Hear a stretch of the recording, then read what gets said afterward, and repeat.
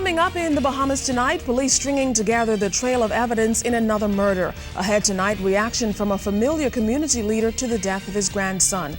A child is missing tonight. Ahead tonight, what we know so far about the disappearance of a 12-year-old boy. And could days of turbulence between the government and air traffic controllers be over? Find out coming up in the... Covering the islands of the Bahamas, ZNS Network presents The Bahamas Tonight.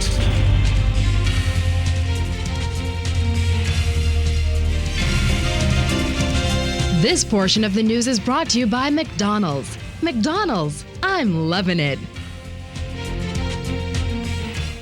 Good evening and welcome to the Bahamas Tonight, the National Report. I'm Keishla Adderley. Thanks for joining us. Topping the news this evening, a 37-year-old father of four is dead tonight after gunmen opened fire in the Chippenham community overnight. Police may be investigating the country's 126th murder, but for the victim's family, it's a new and heart-wrenching experience. Stephen Gay was on the scene as detectives began their investigation into the death of a well-known community leader's grandson. With only a few days left in the year, the record number of murders continues to climb. After a man was gunned down in the Chippenham area last evening, reportedly only steps from his home. According to police, the shooting took place around 7 p.m. in front of Best Satellite Store on the corner of Infant View Road and Dunmore Avenue, in an incident some eyewitnesses described as an execution. At the scene, officer in charge of the National Crime Prevention Office, Superintendent Stephen Dean, spoke with reporters. A group of males were gathered on the side of the street when a vehicle pulled up, allegedly with two persons, a dark vehicle. One of the occupants of the vehicle opened fire on the group, resulting in fatally shooting one of the men. At this point, we do not know the motive. Superintendent Dean stressed that police have no motive for the slaying and that they were seeking the public's assistance to solve this crime.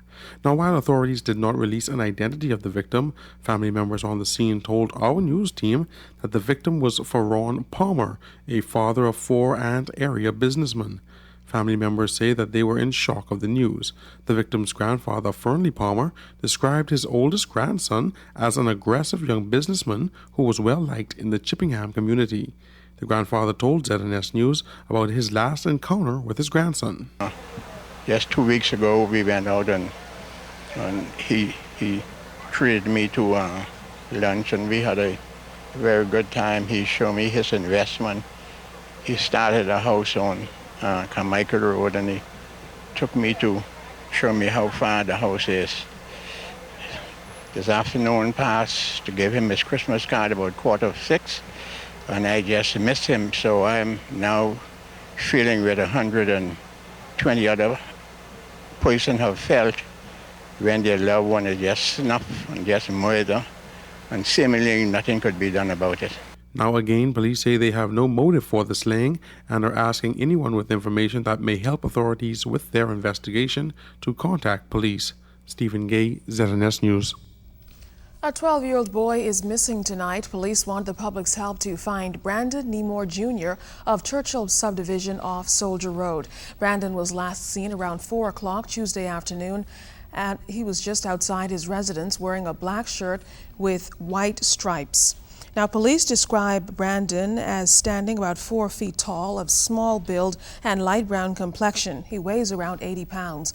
Anyone with information on the whereabouts of Brandon Nemore Jr. is asked to contact police at 911 or 919, the Southeastern Division Police Station, or your nearest police station. Well, from that murder, police were called to investigate another shooting. The incident has left a 54-year-old male in hospital. Police say it was just after 8 o'clock last night that a male and female were leaving a business establishment at Coconut Grove Avenue in a white 2000 Honda Sabre vehicle when they were approached by 3 men. One of them was armed with a handgun. It's reported that the driver attempted to flee the area when gunshots were heard, which resulted in the male passenger being shot to the arm. The victim was taken to hospital by emergency personnel, where he is detained in critical condition. The culprit reportedly fled the area on foot in an unknown direction. Police are investigating. Well, just hours later, police were called to investigate another shooting. This time, the victim is a teenager. Police say around 9 o'clock, the 16-year-old was walking on Fowler Street when he was approached by a group of men. It's reported that two of the men produced handguns and fired gunshots in the direction of the teen, shooting him in the foot. The victim was taken to hospital where he was treated and discharged. Police need your help in locating a suspect who robbed the Pay Center for Adolescent Mothers on Christie and Dowswell Street around 11 o'clock this morning. 5 people, including a child, were reportedly in the administration office when the gunman burst in. Officer in charge of the mobile division is Assistant Superintendent Ken Strawn. We were advised of a possible armed robbery in progress where individuals who were employed with the establishments as well as other persons were being held at bay. The police responded with its resources and acting on information conducted a thorough search of the establishment so as to attempt to locate the individual. But we found that the individual or individuals who were connected thereto had already left the scene. Now, the school is closed for the Christmas break, and according to ASP Strawn, none of the 5 victims were hurt during the incident. Police are now issuing this appeal. We're looking for a dark male who at the time, slim build, who came into the establishment purporting to carry out some transaction. We will go through to determine whatever matters of evidential value we are able to source so as to bring finality or closure to this particular incident. Now, if you have any information that can assist police, you're asked to contact them. Well, clearly, warnings from the police haven't quieted many who are intent on ignoring law enforcement and committing crime. But police say they're not letting up on criminals as a new year creeps closer. Here's Fern Carey. Police pulling out all the stops to fight crime by cracking down on all forms of criminal activity, including minor offenses that may influence crime trends. It's against this backdrop that 7 young men were arrested at the Boxing Day Junkanoo Parade and hauled before the courts for a laundry list of minor offenses, including unlawfully carrying arms.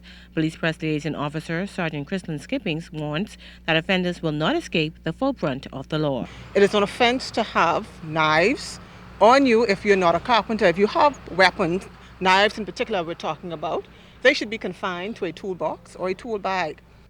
Also hauled before the court, Avery Sargent, who's been on the run from police for illegal drugs since 2002. Sergeant Skippings made this appeal. These persons who are wanted, if they go home at night, they sleep in somebody's home, somebody who knows that they are wanted by the police.